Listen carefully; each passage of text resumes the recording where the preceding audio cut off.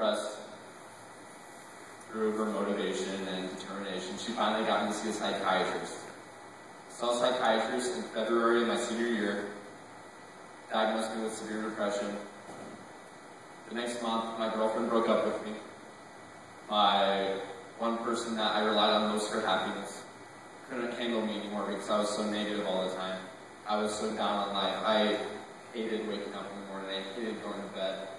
I just hated absolutely everything about life. Moving forward, I got through the next few months without any suicidal scares, without any suicidal tendencies, without any suicidal behaviors. But I struggled. I struggled every single day. My best friend back in Seward, whose name is Alexander Shriver, my name is Alex Shriver, so I feel sorry for the teachers at high school. Anyway, wow, that's funny. Anyway, so he saw that I became disconnected with my old church, that I really wasn't getting anything out of religion.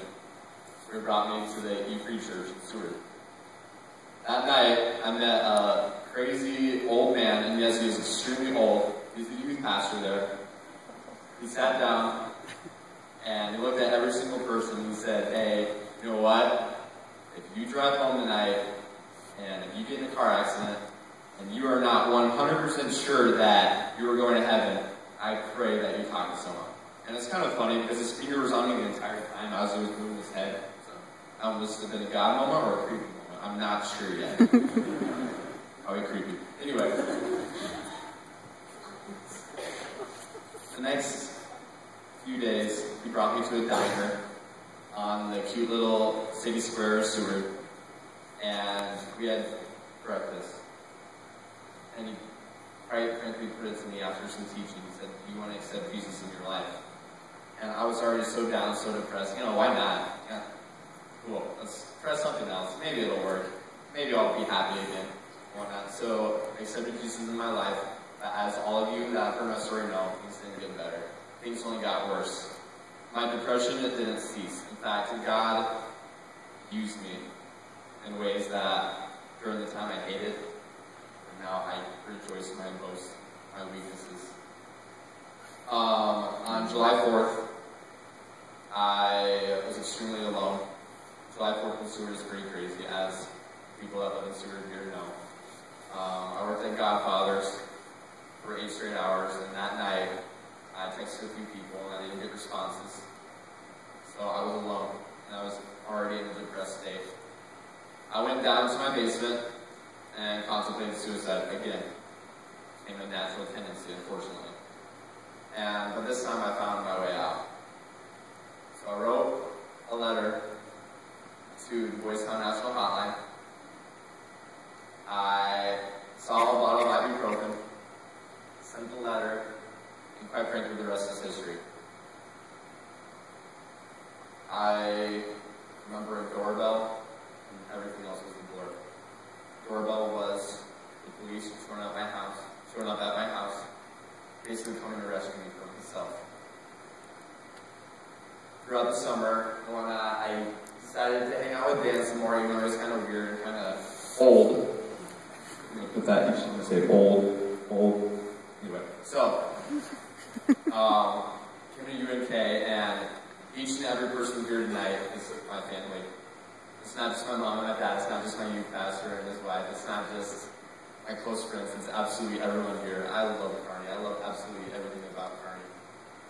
As my really close friends know, I still struggle every day, but I accepted Christ in my life a year ago tomorrow. Without the leap year, this would have been the 1-year anniversary of, I know, nerdy. Without the leap year, it would have been the 1-year anniversary of accepting Christ in my life.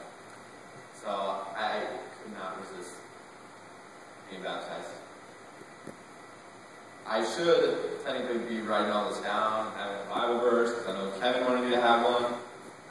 Anyway, so I did look one up, and it's actually one of my favorites. I don't have it memorized, so write it on your hand, write it on your thumb, I don't know, write it on your forehead. It's Psalm 84, verse 11. It basically says that no matter what happens in your life, it's good. God's doing it for your good. Although you might not see it, you in the moment. It's for your good. And with my depression, with my suicidal tendencies, my behaviors, I realize now that it's for my good. So, I'm really glad in the heavens. All right. Thank you so much. Actually, I'm going to say something. I asked if I could say something, so you didn't know that. The reason I want to say something is this. One, in the act of worship, watching this guy, Matt, wherever he's at, I can tell that he understands and gets it.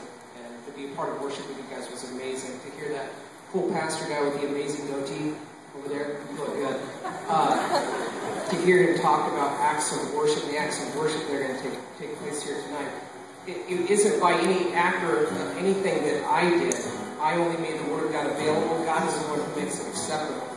It's the work of Mr. Williams, who's here in the back, who's one of his teachers at Seward High School. It's the work of his parents, who have been an encouragement to be a reflection of Christ. Not perfect, but to be a reflection of Christ. And his friend Alexander Shriver from the youth ministry that I only came into 15 months ago. It's the work of relationship, why each of you are here and why he's here.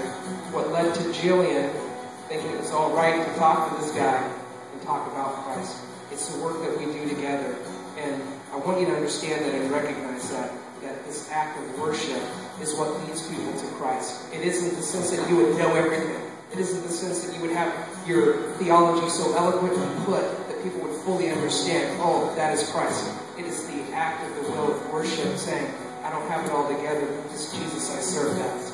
And I don't want you guys to miss that. So it's an encouragement to me and a privilege that I get to be a part of this and worship with you guys today.